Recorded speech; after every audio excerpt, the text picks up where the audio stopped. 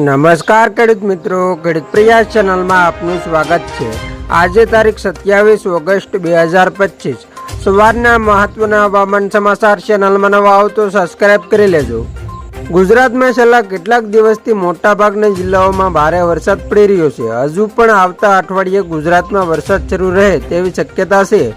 બંગાળની ખાડીમાં આવતીકાલે એક નવી સિસ્ટમ બનવા જઈ રહી છે અને આગળ જતા એ લો પ્રેશર એરિયા બની રહ્યો છે। વિવિધ હવામાન મોડેલોએ કરેલી આગાહી અનુસાર આ લો પ્રેશર એરિયા મજબૂત થઈને મધ્યપ્રદેશ તરફ આગળ વધી શકે છે અને તેના કારણે ગુજરાતમાં વરસાદનો નવો રાઉન્ડ આવી શકે છે।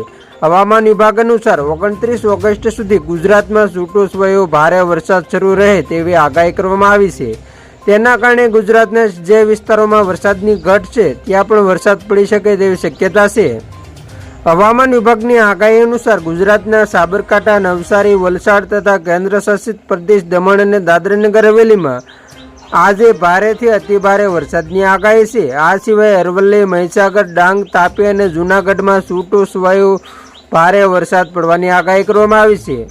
મધ્ય ગુજરાતની વાત કરીએ તો અમદાવાદ, આણંદ, ગાંધીનગર, ખેડા, પંચમહાલમાં છૂટાછવાયા સ્થળોએ ભારે વરસાદની આગાહી છે। તો સૌરાષ્ટ્ર, કચ્છમાં પોરબંદર, અમરેલી, ભાવનગર, ગીર સોમનાથ, કચ્છ અને દીવમાં પણ છૂટાછવાયા સ્થળોએ મધ્યમ કરતાં થોડો ભારે વરસાદ પડી શકે છે। બનાસકાંઠા, પાટણ, મહેસાણા, વડોદરા, છોટાઉદેપુર, નર્મદા, ભરૂચ અને સુરતમાં પણ આ જ પ્રકારની આગાહી છે। મોટાભાગના સ્થળોએ વીજળી સાથે 30 થી 40 કિમીની ઝડપે પવન ફૂંકાઈ શકે છે। બંગાળની ખાડી પર બની રહેલી સિસ્ટમને કારણે ગુજરાતમાં વરસાદનો નવો રાઉન્ડ શરૂ થવા જઈ રહ્યો છે અને તેના કારણે ગુજરાતના મોટાભાગના વિસ્તારોમાં હળવાથી લઈને અતિ ભારે વરસાદ પડી શકે છે। આવતીકાલે ગુજરાતના મહેસાણા, સાબરકાંઠા, અરવલ્લી અને જૂનાગઢમાં ભારે વરસાદની આગાહી કરવામાં આવી છે। મહેસાણા, સાબરકાંઠા, અરવલ્લી, અમરેલી, દમણ અને દાદરાનગર હવેલીમાં ભારે વરસાદ પડી શકે છે। 29 તારીખે મહેસાણા, સાબરકાંઠા, અરવલ્લી, અમરેલી, દમણ, દાદરાનગર હવેલીમાં ભારે વરસાદની આગાહી કરવામાં આવી છે। મોટા ભાગના જિલ્લાઓમાં ગાજવીજ સાથે હળવાથી મધ્યમ વરસાદ પડી શકે છે તથા પવનની ગતિ પણ 30 થી 40 કિમીની રહેશે તેવી આગાહી કરવામાં આવી છે।